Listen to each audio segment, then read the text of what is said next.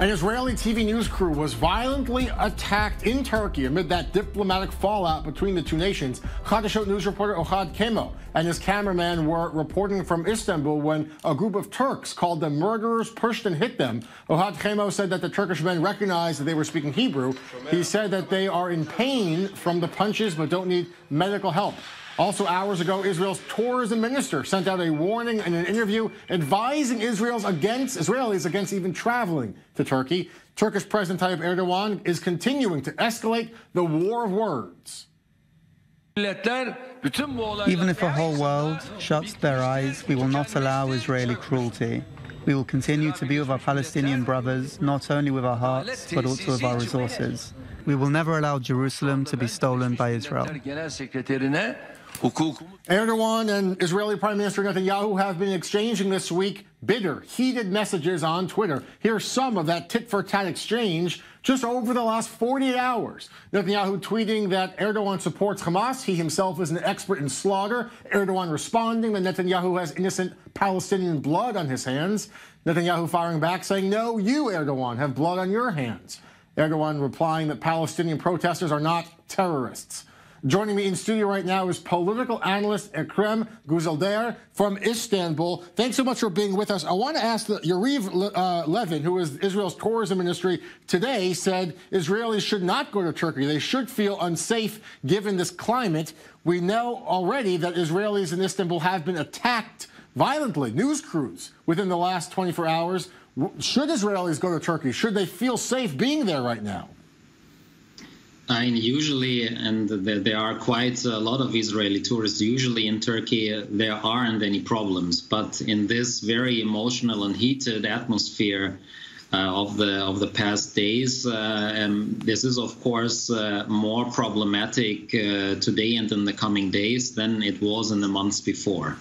But there is a danger for life, usually, if you are Israeli or not a tourist. Tell us about the Organization of Islamic Corporations meeting in Istanbul, what the significance of this meeting is today, and perhaps how the Israeli-Turkish rift will come up in this meeting.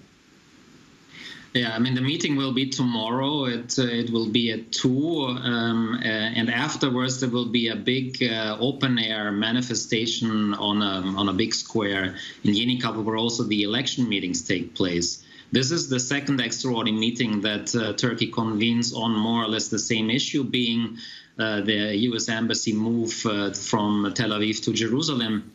The first one took place in December of last year, and the next the second one will be tomorrow.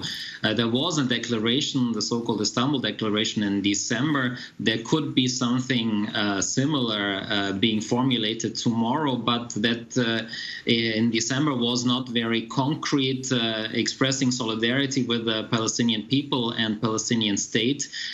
There is not very much concrete that the OIC can do concerning sanctions, especially towards the United States. Let me bring in Emily into this conversation. Emily, Ohad Kemo, that journalist who was punched, said he not only was attacked, he could sense, it was palpable, a very strong anti-Israel, even anti-Jewish atmosphere in Istanbul. Both nations kicked out each other's diplomats. What's the next step? Are we in a new dangerous phase here? Well, as we've mentioned before, Turkish-Israel relations go in and out. We see at times they're hot and at times they're cold. We know that economic cooperation continues, but there have been very historical moments in Israel's history where Turkey has been the bridge, as we mentioned yesterday, for the Gilad Shalit deal to return prisoners. So we see that these relations are hot and cold.